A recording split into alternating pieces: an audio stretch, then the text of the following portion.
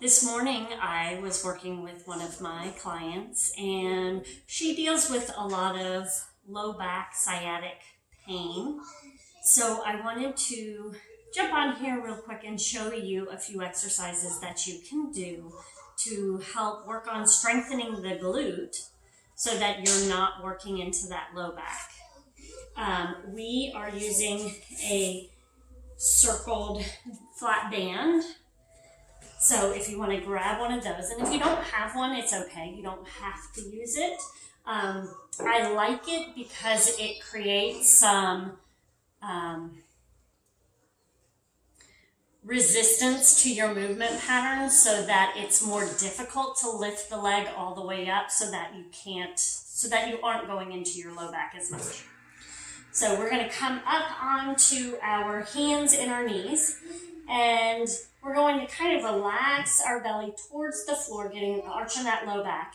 And then we're going to pull that core back towards our spine. This is going to work on strengthening that core without tilting the pelvis. So we're not tilting the pelvis up.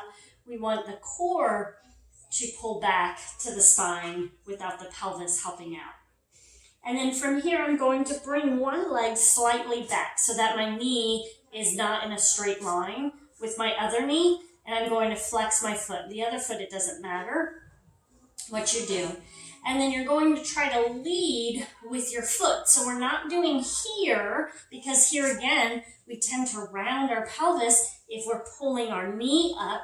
So we're working on trying to pull that foot up and then keeping the knee in line with the foot. So if you think lead with the foot out to the side in this dirty dog exercise, that will help get into the glute without using that low back.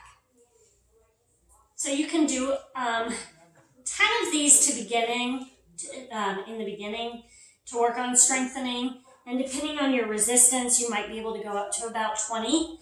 And then from here, then I would go up into a donkey kick. So we're just lifting up and down. And a lot of people will wrench into their low back, and we don't want that. So don't worry about height. We're just doing a little lift, a little lift, a little lift. And again, doing about 10 of these. And if you want, you can hold it at the top and then relax. Another thing you need to make sure that you're doing is when you are doing this, some people tend to fall in to their hip.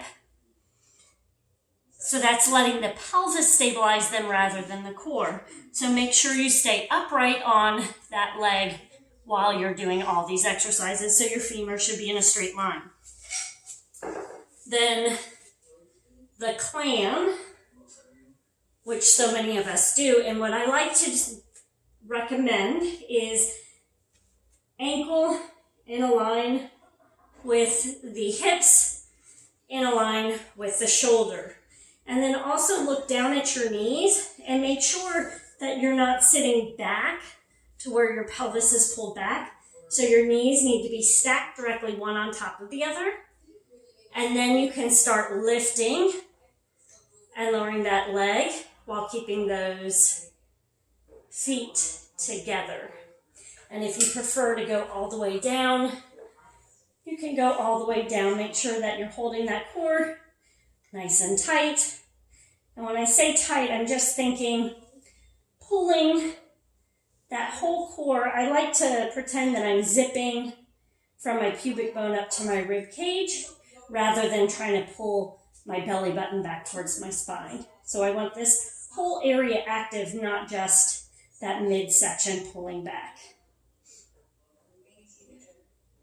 And I would say again, 10 to 20 of these.